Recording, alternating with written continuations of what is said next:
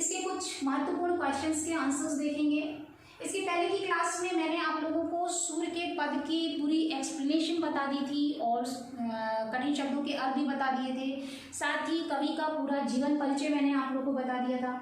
तो जिन बच्चों ने वो वीडियो नहीं देखी है पहले वो वीडियो देख लें, क्योंकि मैं बच्चों बार बार एडवाइस करती हूँ कि आप लोग एक्सप्लेनेशन अच्छे से समझिए, क्योंकि यदि आपको एक्सप्लेनेशन अच्छे से समझ में आई है तो क्वेश्चन आंसर्स निश्चित रूप से आप अच्छे से समझ जाएंगे और बहुत सारे क्वेश्चंस के आंसर्स आप स्वयं से ही लिख सकते हैं। तो पहले आप वो वीडियो देख लीजिए और फिर आज हम लोग कुछ अच्छे क्वेश्चंस मैंने आप लोगों के लिए तैयार किए हैं, तो उनके उत्तर मैं आप लोगों को बताऊंगी, ठीक है। और थोड़ा सा मैं आपको आईसीएसई बुक का जो क्वेश्चन पूछने का जो पैटर्न है वो एक बार फिर से बता दूं कि आपका एक पैराग्राफ होगा कविता का और इस पे 4 प्रश्न होंगे जो कि 2-2 करके और 3-3 करके क्वेश्चन नंबर में डिवाइड होंगे, ठीक है। तो 2 नंबर का जो प्रश्न है उसमें आप कम से कम 4 पॉइंट्स जरूर लिखिए और 3 नंबर का जो प्रश्न है उसमें कम से कम 6 से 7 पॉइंट्स आप ज़रूर लिखिए। ये मैं बार बार आपको सजेस्ट करती हूँ, इसलिए ऐसा करती हूँ क्योंकि आपका उत्तर जो है वो अच्छा बने, अच्छा बेटर तरीके से आए और उसमें कुछ साहित्यिक शब्द भी आप निश्चित रूप से लिखिए, तो आपका उत्तर बहुत अच्छा बनेगा, प्रभावशाली होगा और निश्चित रूप से एग्जामिनर्स भी जो हैं प्रभावित होंगे, तो आपके मार्क्स भी अच्छे आएंगे, ठीक है। तो मैंने आप लोगों के लिए कुछ अच्छे क्वेश्चंस तैयार किए हैं और क्योंकि मेरा प्रयास रहता है बच्चों की मैं अच्छे क्वेश्चंस तैयार करूं जिससे आपकी हेल्प हो सके आपके एग्जाम्स में।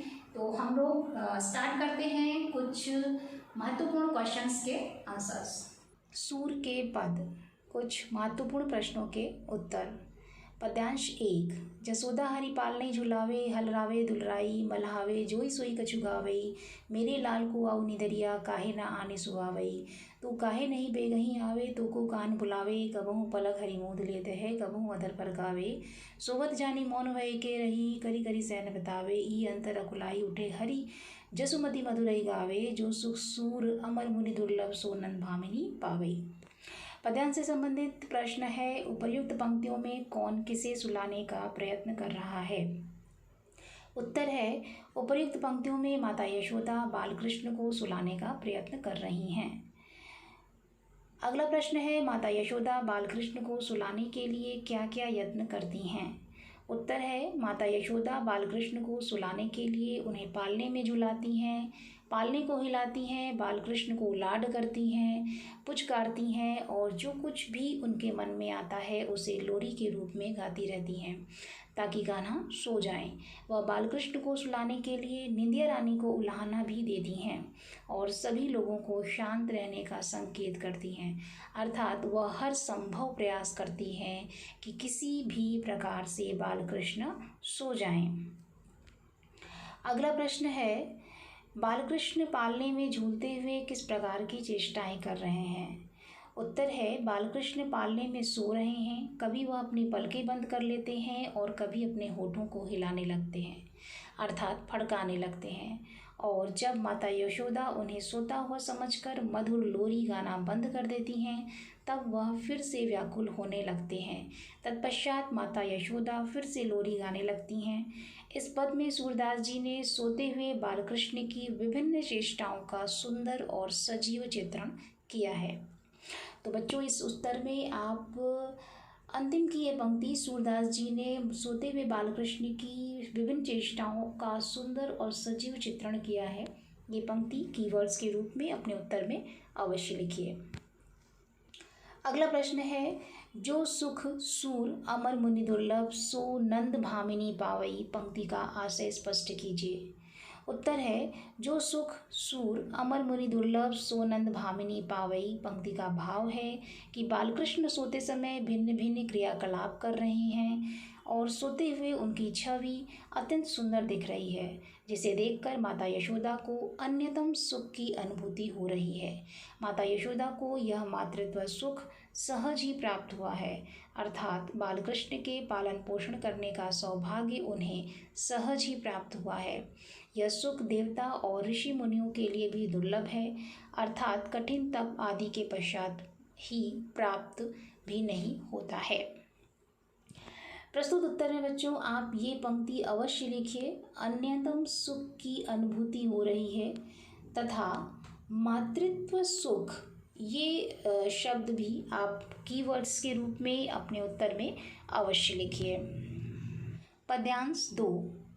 खीजत जात माखन खात अरुण लोचन भौ टेढ़ी बार बार जमात, कभों रुंझुन चलत घुटुरन धुर धुसरत गात, कभों झुक के अलग खेचत नैन जल भर लात, कभों तुतरे बोल बोलत कभों बोलत तात, सूर हरि की निरखी शोभा निमिक तजत नमात। पद्यांश से संबंधित प्रश्न है, कौन खींचते हुए मक्खन खा रहा है और क्यों? उत्तर है, बालकृष्ण खींचते झुंझलाते हुए मक्खन खा रहे हैं क्योंकि उन्हें नींद आ रही है और वह सोना चाहते हैं। अगला प्रश्न है, माखन खाते हुए बालकृष्ण द्वारा की गई चेष्टाओं के सौंदर्य का कवि ने अत्यंत ही सजीव और सुंदर वर्णन किया है, स्पष्ट कीजिए। उत्तर है, सूरदास जी ने माखन खाते हुए बालकृष्ण की चेष्टाओं की अत्यंत ही मनोरम झांकी प्रस्तुत की है। बालकृष्ण झुंझलाते हुए मक्खन खा रहे हैं क्योंकि उन्हें नींद आ रही है, जिसके कारण उनकी आंखें लाल हो गई हैं और भौवें टेढ़ी हो रही हैं और वे बार बार जम्हाई ले रहे हैं। झुंझलाते हुए कभी जब वह घुटनों के बल चलने लगते हैं तब उनके पैरों में पैजनी के घुंघरू मधुर ध्वनि करने लगते हैं तथा उनका शरीर धूल से सन गया है। कभी वे झुककर अपने ही बालों को खींच लेते हैं, जिसकी पीड़ा से उनके नेत्रों में जल भर आता है, और कभी वह अपनी तोतली बोली में कुछ बोलने का प्रयत्न करते हैं तो कभी वह तात तात बुलाते हैं। बालकृष्ण की सुंदर छवि को देखकर माता यशोदा उन्हें एक पल के लिए भी अपने से अलग नहीं करना चाहती हैं। प्रस्तुत उत्तर में बच्चों आप बालकृष्ण की चेष्टाओं की अत्यंत ही मनोरम झांकी प्रस्तुत की है। ये पंक्ति आप अपने उत्तर में कीवर्ड्स के रूप में अवश्य लिखिए। आगे चलते हैं। अगला प्रश्न है, निम्न शब्दों के अर्थ लिखिए। खीजत अरुण लोचन जम्हात अलग निमिक तुतरे। उत्तर है, खीजत झुंझलाना, अरुण लाल, लोचन नेत्र, जम्हात जम्हाई लेना, अलग बाल, निमिक पल या क्षण, तुतरे तोतले। अगला प्रश्न है, सूरदास जी वात्सल्य रस सम्राट कहे जाते हैं, प्रस्तुत पदों के आधार पर स्पष्ट कीजिए। उत्तर है, सूरदास जी के जीवन का मूलाधार प्रेम रहा, जो कि संसार के सभी प्राणियों में भिन्न भिन्न रूपों में होता है। सूरदास जी का वात्सल्य वर्णन हिंदी साहित्य की अनुपम निधि है। प्रस्तुत पदों में सूरदास जी ने बालकृष्ण की बाल सुलभ चेष्टाओं, मनुहारिणी लीलाओं एवं रमणीय बाल क्रीड़ाओं का अत्यंत हृदयग्राही एवं प्रभावशाली वर्णन किया है। सूरदास जी के वात्सल्य के इन चित्रों में इतनी विविधता, आकर्षण, रमणीयता, सजीवता और स्वाभाविकता है कि कोई भी कवि सूर के वात्सल्य वर्णन की समानता नहीं कर सका है। इसलिए हिंदी साहित्यकार आचार्य रामचंद्र शुक्ल जी ने उनके संबंध में कहा है, आगे होने वाले कवियों की श्रृंगार और वात्सल्य की उक्तियां सूर की जूठी सी जान पड़ती हैं। प्रस्तुत उत्तर में बच्चों आप सूरदास जी के जीवन का मूलाधार प्रेम रहा है, ये पंक्ति आप अवश्य लिखिए।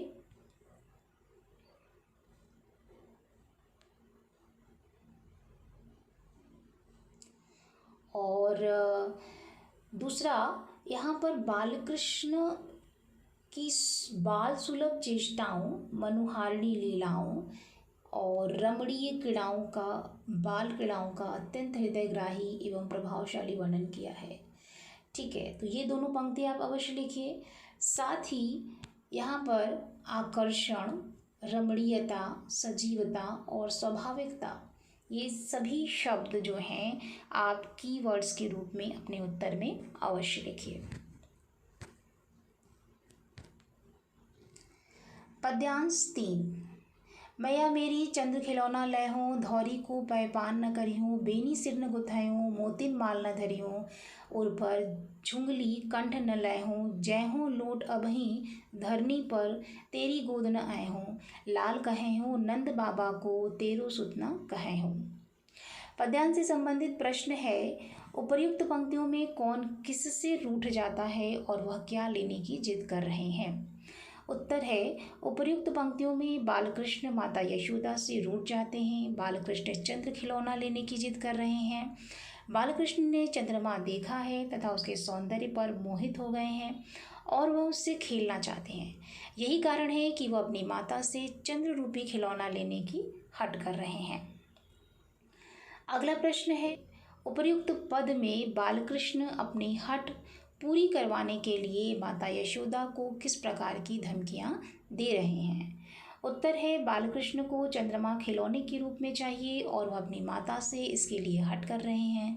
वह माता यशोदा को धमकी देते हैं कि उन्हें चंद्र खिलौना चाहिए, नहीं तो वह सफ़ेद गाय का दूध नहीं पिएंगे, सिर पर चोटी भी नहीं गुथवाएंगे, हृदय पर मोतियों की माला भी धारण नहीं करेंगे और वस्त्र भी गले में डालने नहीं देंगे। वह अभी धरती पर लेट जाएंगे और माता यशोदा की गोद में भी नहीं आएंगे। नंद बाबा के पुत्र कहलाएंगे और माता यशोदा के पुत्र भी नहीं कहलाएंगे। तात्पर्य है कि जब तक उन्हें चंद खिलौना नहीं मिलता तब तक वह माता के कहने पर भी ये सभी कार्य नहीं करेंगे। अगला प्रश्न है निम्न शब्दों के अर्थ लिखिए। धौरी, पै, मोतिन, उर, झुंगली, कंठ। उत्तर है धौरी सफ़ेद, पै दूध, मोतिन मोती, उर हृदय, झुंगली ढीला ढाला वस्त्र, कंठ गला। अगला प्रश्न है कवि सूरदास जी के जीवन के विषय में बताते हुए उनका साहित्यिक परिचय दीजिए। उत्तर है सूरदास जी हिंदी साहित्य के भक्तिकाल के श्री कृष्ण भक्ति शाखा के प्रवर्तक कवि माने जाते हैं। इनका जन्म सन 1478 ईस्वी में आगरा के निकट रुनकता नामक गांव में हुआ था। पिता का नाम पंडित रामदास तथा गुरु का नाम श्री वल्लभाचार्य था। कुछ लोगों के अनुसार ये जन्मान थे। इनकी मृत्यु सन 1583 अर्थात 1583 ईस्वी में हुई। पारसोली नामक गांव में हुई थी। सूरदास जी की साहित्यिक रचनाओं में प्रमुख है सूरसागर, सूरसरावली, साहित्य लहरी। इनकी रचनाओं की भाषा ब्रज भाषा है तथा इनके पदों में वात्सल्य रस का सुंदर और सजीव वर्णन है, इसलिए इन्हें वात्सल्य रस सम्राट की उपाधि दी जाती है। अष्टछाप के कवियों में इनका प्रमुख स्थान है। इनकी रचनाओं में श्री कृष्ण के प्रति इनकी भक्ति भावना मुख्य रूप से सखा भाव की है। पद्यांश 4। कान लाए कछु कहत जसोदा, दावहूँ नहीं सुना रहे, चंदा हूँ ते अति सुंदर तो ही नवल दुल्हनिया बै हूँ, तेरी सौ मैरी सुन मैया अबहूँ ब्याहन जय हूँ, सूरदास सब सखा बराती नूतन मंगल गए हूँ। पद्यांश से संबंधित प्रश्न है उपर्युक्त पद में रूठे हुए बालकृष्ण को बहलाने के लिए माता यशोदा क्या क्या करती हैं, उसका बालकृष्ण पर क्या प्रभाव पड़ता है, स्पष्ट कीजिए। उत्तर है उपर्युक्त पद में बालकृष्ण को बहलाने के लिए माता यशोदा बालकृष्ण से कहती हैं कि वह चंद्रमा से भी सुंदर दुल्हनिया से उनका ब्याह करवाएंगी।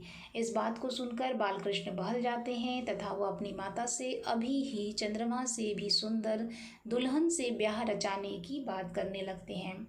इस पद में कवि ने बालक के अबोध मन का बहुत ही मनोरम चित्र प्रस्तुत किया है।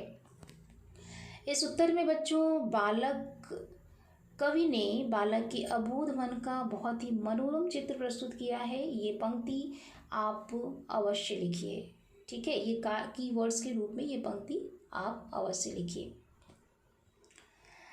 आगे चलते हैं। अगला प्रश्न है बालकृष्ण के विवाह में कौन कौन जाएंगे और वे सभी क्या करेंगे। उत्तर है बालकृष्ण चंद खिलौना लेने की जिद करते हैं। तब माता यशोदा उन्हें बहलाने के लिए कहती हैं कि वह उनका ब्याह चंद्रमा से भी सुंदर दुल्हन से करवाएंगी। यह बात सुनकर बालकृष्ण अपनी माता से अभी ब्याह करने जाऊंगा कहने लगते हैं। बालकृष्ण के इस बाल सुलभ व्यवहार पर सूरदास जी कहते हैं कि उनके विवाह में सभी सखा अर्थात सभी मित्रगण बाराती बनकर जाएंगे और सभी ब्याह के नए नए शुभ गीत गाएंगे। अगला प्रश्न है प्रस्तुत पदों की भाषा क्या है। सूरदास जी की भक्ति भावना का परिचय दीजिए। उत्तर है प्रस्तुत पदों की भाषा ब्रज भाषा है, जो कि ब्रज की प्रचलित सहज और सरल भाषा है। सूरदास जी श्री कृष्ण के अनन्य भक्त थे। उनकी भक्ति भावना अपने इष्ट के प्रति मुख्य रूप से सखा भाव की है। साथ ही उनके पदों में दास्य भाव और श्रृंगार भाव की भक्ति भावना भी दिखाई देती है। अगला प्रश्न है, सूरदास जी हिंदी साहित्य के किस काल के कवि हैं तथा इनके गुरु का क्या नाम है? उत्तर है, सूरदास जी हिंदी साहित्य के भक्ति काल के सगुण भक्ति धारा के श्री कृष्ण भक्ति शाखा के प्रवर्तक कवि हैं। सूरदास जी के गुरु का नाम श्री वल्लभाचार्य था। उन्होंने ही सूरदास जी को पुष्टि मार्ग में दीक्षित कर उन्हें श्री कृष्ण की लीलाओं का पदों में गान करने का आदेश दिया था। तो ये था बच्चों आपके पुस्तक में कविता सूर के पद के कुछ महत्वपूर्ण क्वेश्चंस के आंसर्स। और अगली क्लास में नेक्स्ट चैप्टर के साथ मिलेंगे। तब तक आप लोग अच्छे से अपनी पढ़ाई करते रहिए। All the best. Thank you.